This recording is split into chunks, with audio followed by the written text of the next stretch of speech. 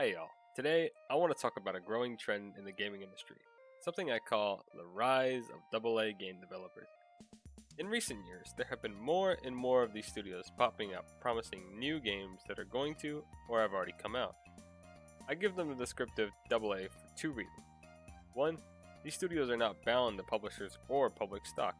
Rather, they are more like indie studios raising money through investors and donations. There is a massive creative benefit to designing games this way. I mean, just look at Star Citizen, if it ever comes out. The second reason I give the descriptive AA is the advent of industry veterans heading these studios. This is always a constant, making AA developers different from regular indie developers. These studios aren't just random people looking to make the next hit indie game, but legendary developers from massive companies, hence the term AA as a step down from the common AAA title. Today, I want to talk about what these studios are, why they have been a rising trend, and what this means for the gaming industry as a whole. On March 14th, 2019, I was awestruck with the sudden announcement of Back 4 Blood, a game being made by some of the creators and developers of the original Left 4 Dead. The game has taken inspiration from the Left 4 Dead series and modernizing it for a new audience. If you hang around gamers long enough, which you obviously do if you're watching this video, don't know why you would, there's a god who sits upon a throne of delays called Gabe Newell. His company Valve has not made a proper game since Portal 2 in 2011. Left 4 Dead 2 came out in 2009, so this game made by the same developers and inspired by a 2009 game not bound to the massive Valve Corporation is a thing of pure excitement. This was the first instance I saw of a AA studio. The developer, Turtle Rock Studio, initially developed Left 4 Dead by themselves before being acquired by Valve.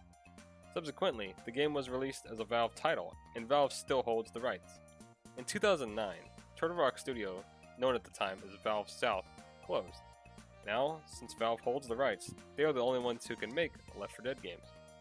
In 2010, Turtle Rock Studios was reformed by remaining members of Valve South, but they did not have the rights for Left 4 Dead. So they made their other game, which we won't talk about, a bad one. The good news is that they have Back 4 Blood, the new spiritual successor, coming soon.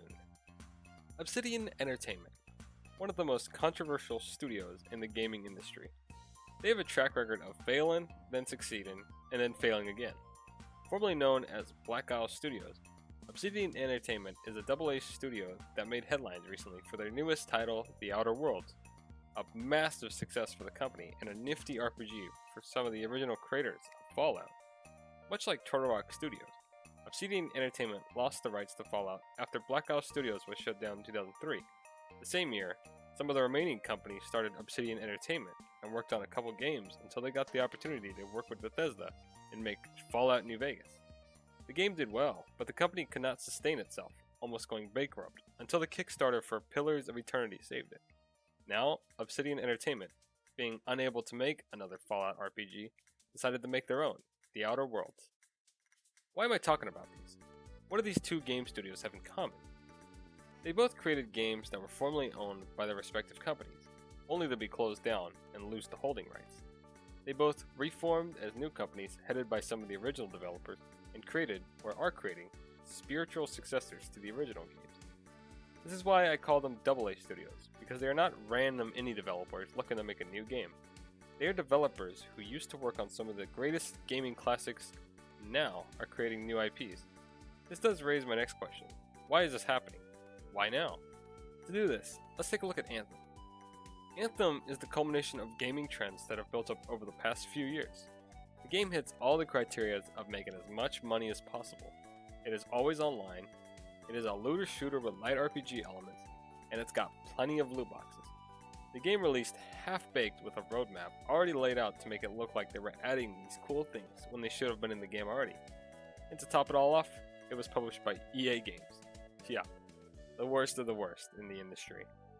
So it was bad. So much so that since the game's release, some of the most prominent developers from BioWare, the game studio that actually made the game, left. The game is a sinking ship, only barely alive by EA's infinitely dense wallet. It's everything bad about the modern AAA studio. All trends, no originality, and make as much money as possible, even if it ain't ethical. I guess these lead developers who left got tired of the inflated monster their beloved studios had become. However, while it may seem grim, Two lead developers from BioWare, James Olin and Chad Robertson, recently started a new studio called Archetype Entertainment under the Wizards of the Coast company. You know, those guys who make Dungeons and Dragons. That's a new AA studio, wouldn't you say? Because the greed of companies like EA, Valve, Bethesda, etc. seem to be ever growing at the cost of making enjoyable games, developers that once founded these companies are moving on, making new AA studios, hoping to prevent the corporatization of their games while being allowed the freedom to make whatever they want.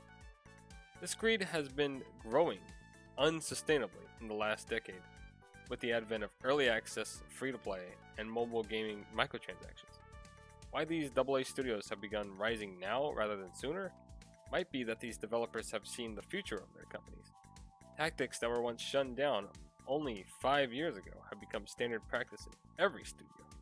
Even Bethesda, a company only known for single-player RPGs, made Fallout 76, basically Destiny, and basically Anthem. I think these developers have been in denial for a long time. I think a decade of disastrous games were the final nail in the coffin for them.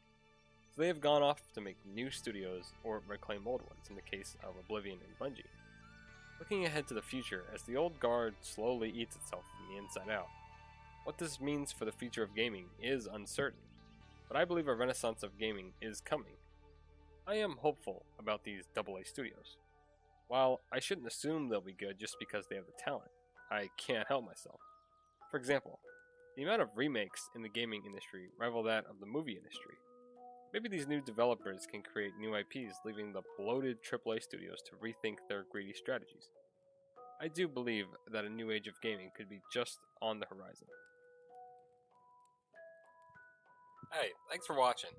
If you enjoyed that, be sure to subscribe, and do the other thing. I think there was a second thing to that. Oh yeah, liking, yeah, subscribe and like. If you enjoy that if it takes me 3 weeks to make a video, then all right. Yeah, yeah, okay. I guess that's how it ends. All right, alrighty then. Yeah, yeah, okay. All right. See ya. Have a good day. Adios.